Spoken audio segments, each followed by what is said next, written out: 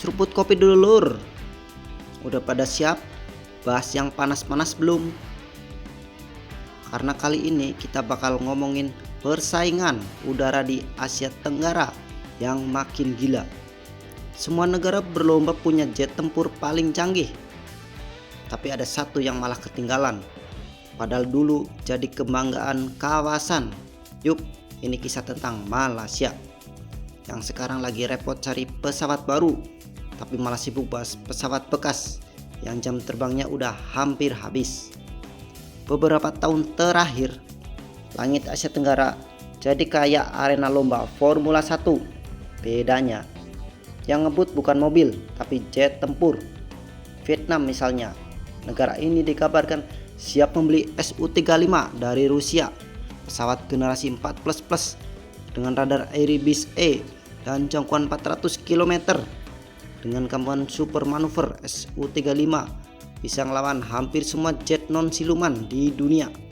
Rudal R-77 yang dibawanya bisa menghantam musuh dari jarak jauh. Dan itu bikin siapapun mikir dua kali sebelum ganggu wilayah udara Vietnam. Filipina juga udah naik kelas. Dulu kekuatan minim, tapi sekarang mereka resmi pesan KF-21 Borame dari Korea Selatan. Pesawat ini semi siluman, pakai radar ESA dan bisa membawa rudal Meteor serta AY-120 AMRAAM. Filipina jelas nggak mau dianggap lemah. Lagi, ini bukti mereka siap menjaga wilayah di Laut Cina Selatan. Nah, giliran Indonesia nih guys. Negara kita sekarang lagi dalam tahap modernisasi besar-besaran. Udah punya Su-27, Su-30, F-16, T-50I, dan tahun depan bakal kedatangan Rafale dari Prancis, masih baru. Pesawat generasi 4++ yang katanya setara dengan Typhoon dan Super Hornet. Rafale dilengkapi dengan radar AESA RBE-2, sistem peperangan elektronik Spectra, dan rudal Meteor yang punya jarak tembak lebih dari 100 km. Tapi ada kabar menarik yang bikin dunia militer geger. Rafale ternyata kalah dalam simulasi melawan J-10C buatan Cina. Apalagi waktu India dengan Pakistan, Rafale katanya jatuh. Dan dalam beberapa latihan udara virtual, J-10C yang lebih ringan dan gesit berhasil unggul karena punya radar AESA yang kuat serta rudal PL-15 berjangkauan sampai 200 km. Rafale memang punya sistem tempur canggih, tapi dalam skenario BFR atau Beyond Visual Range, J-10C bisa menang berkat keunggulan rudal jarak jauhnya. Dan kabar yang lebih menarik lagi, Indonesia juga dikabarkan akan membeli jet tempur J-10 dari Cina. Bukan 1-2, tapi dalam jumlah besar, alias borongan walaupun second. Langkah ini disebut sebagai strategi campuran timur barat supaya TNI AU punya fleksibilitas di setiap tempur. Kalau beneran terrealisasi, Indonesia bakal jadi negara pertama di Asia Tenggara yang punya Rafale dari Prancis dan J-10 dari Cina sekaligus. Satu pesawat punya keunggulan manuver dan radar canggih, yang satu lagi punya rudal jarak jauh dan biaya operasional rendah. Dengan kombinasi Rafale dan J-10, langit Indonesia bakal penuh warna dan sangat mematikan.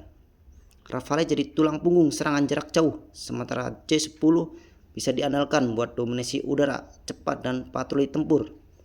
Lanjut ke Singapura, negara kecil tapi saling niat kalau soal alutsista. Mereka udah punya F-15 SG Strike Eagle dan F-16C D Block 52 dan sekarang siap menerima F-35B Lightning II, pesawat siluman generasi kelima yang bisa lepas landas pendek dan mendarat vertikal. Dengan kemampuan stealth dan sistem sensor fusion, F-35B mendeteksi musuh tanpa terlihat sama sekali. Singapura bukan cuma beli pesawat, tapi beli superioritas udara total. Thailand juga tetap konsisten dengan JAS 39 Gripen C atau D.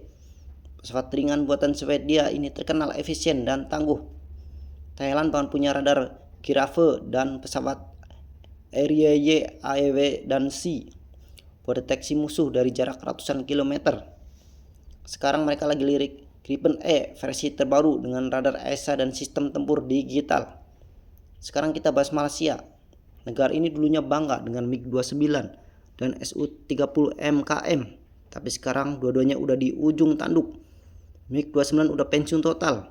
Su-30 MKM makin susah dirawat karena embargo dan biaya tinggi. Sementara pesawat latih mereka Baihak 208 udah usur, jam terbangnya tinggi sedikit. Beberapa tahun lalu Malaysia sempat buka tender besar buat cari pesawat pengganti.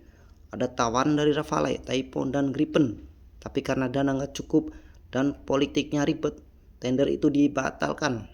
Sekarang malah muncul wacana beli pesawat bekas seperti FA-18 Hornet atau Rex 2000 yang jam terbangnya udah hampir habis, alias beli pesawat tua yang sebentar lagi minta pensiun. Memang Malaysia udah pesan FA-50 Block 20 dari Korea Selatan, total 18 unit.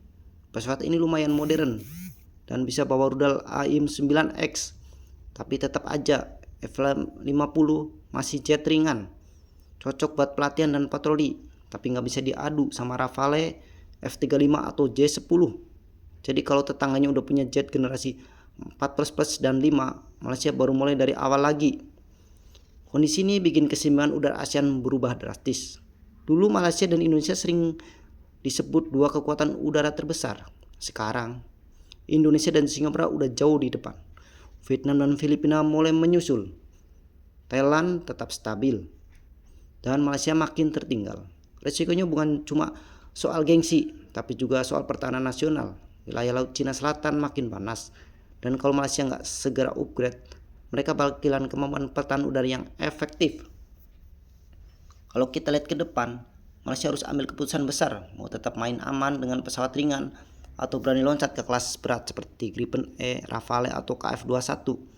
Tapi dengan politik dalam negeri yang nggak stabil dan ekonomi yang belum pulih, semua keputusan strategis mereka cenderung tertunda.